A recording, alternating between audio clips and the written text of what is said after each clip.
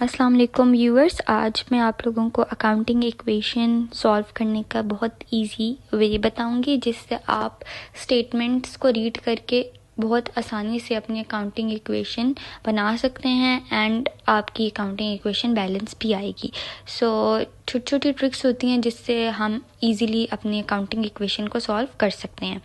So firstly, what is accounting equation? So it shows the relationship between a company's assets, liabilities and owner equity. Owner equity is basically company's capital.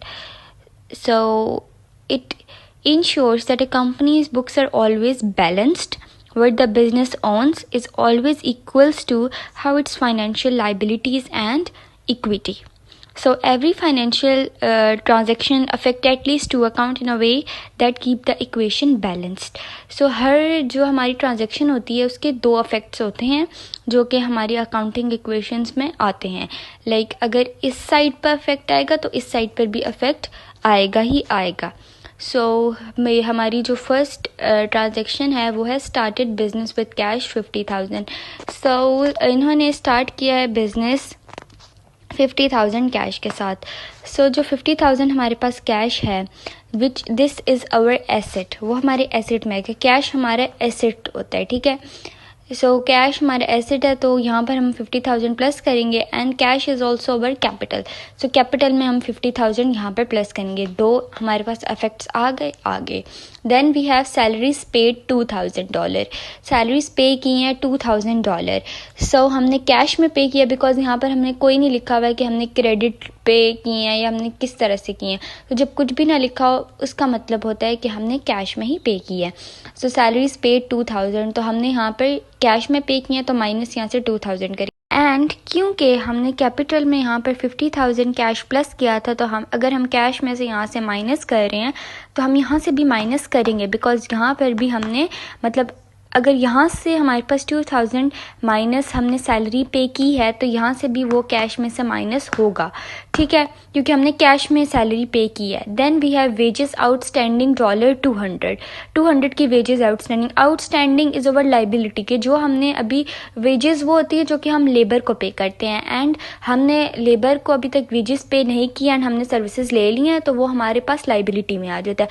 Liability में हमारे पास आगे outstanding यहाँ पर कितनी है 200, तो यहाँ पर हम लाइबिलिटीज़ में ऐड कर लेंगे 200 क्योंकि हमारे पास लाइबिलिटीज़ इंक्रीज़ हुई है बिकॉज हमने लाइबिलिटीज़ पे नहीं की तो वो हमारे पास यहाँ पर प्लस होगा एंड हमने लाइबिलिटीज़ पे करनी थी कैश में तो हमने यहाँ से इसको माइनस कर देंगे 200।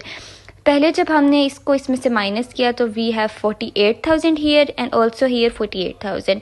तो ये तो अभी वैसे का वैसा ही रहा क्योंकि इस पर कोई भी इफेक्ट नहीं आया। हमने यहाँ पर देखा तो यहाँ पर भी इफेक्ट आया और यहाँ पर भी इफेक्ट आया। Then we have interest due not paid $100। Interest due is also our liability that हमने अभी तक पे नहीं किया है अपना इंटरेस्ट जो कि हमने पे करना है, मतलब हमारे पास वो आ गया है बट हमने अभी तक उसको पे नहीं किया।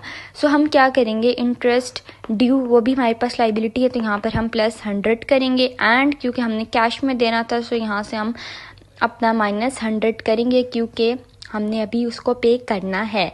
सो इसको इसमें से माइनस करेंगे so we have this and इसको इसमें प्लस करेंगे तो हमारे पास 300 आ जाएगा। हेयर हमारे पास अभी 48,000 ही है क्योंकि अभी तक इस पर कोई इफेक्ट नहीं आया। Then the last transaction is rent paid in advance $150। Rent हमने पे किया है 150।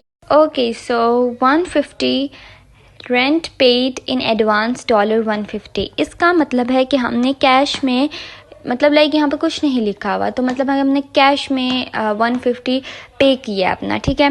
तो 150 रेंट हमने पे किया है तो कैश में से हम 150 माइनस कर देंगे एंड हमने एडवांस में पे कर दिया। अभी हमारे पास लाइबिलिटी नहीं बनी, ठीक है, हमने एडवांस में पे कर दिया सो वो भी हमारे पास एसेट में आएगा। तो 150 यहाँ पर ऐड होगा एंड कैश में पे किया तो 150 यहाँ से माइनस होगा एंड इसको माइनस करेंगे so we have 47,850 here and 150 ये वाला हो गया। इनको प्लस करेंगे तो 48,000 इस साइड पर आ जाएगा एंड यहाँ पर तो वही वाली सिचुएशन चल रही है कि लाइक 47,700 एंड दिस 300 इनको ऐड करेंगे तो 48,000 and this equation is balanced now.